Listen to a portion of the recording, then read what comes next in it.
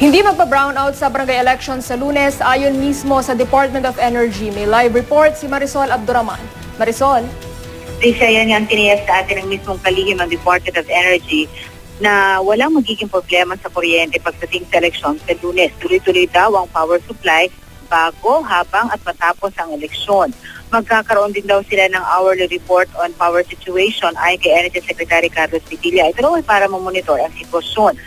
Buti na lamang daw, Tricia, at Monday, holiday yan, kaya mababa raw ang demand. Kaya hindi raw nila gaano problemahin ang ilang lugar sa Mindanao na nagkakaroon pa rin ng power failure at meron din silang rotational brownout doon.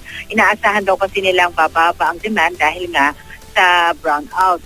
Sa mga calamity areas na tulad na lamang sa Bohol at Zamboanga, pagamat ipinagpaliban naman daw, magiging maayos naman daw ang kanilang sitwasyon doon. Pero may mga lugar daw na sa Nueva Ecija na sinalantangan itong Bagyong Santi na wala pang mga kuryente, pero sisikapin daw na before Sunday ay magkaroon na sila ng kuryente doon in time for the election sa Lunes para daw walang maging problema. Na siniguro din kanina ng Meralco na handang-handa na rin sila para sa election sa Lunes, lalo na earlier na i-announce na sa atin ng COMELEC at ng PNP na meron silang mga areas of concern na binabantayan. Kahit naman daw tinitiyak ng Meralco na walang magiging power interruption, nakahanda pa rin daw ang kanilang nasa 150 na generator kung sakali man daw na kailanganin. Pero ang mga ito daw ay para lamang sa mga lighting purposes.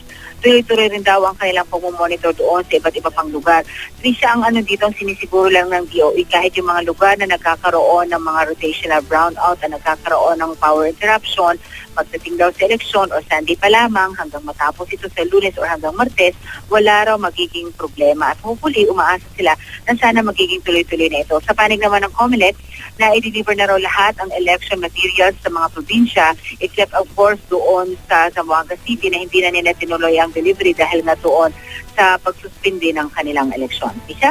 Maraming salamat, Marisol Abdurrahman.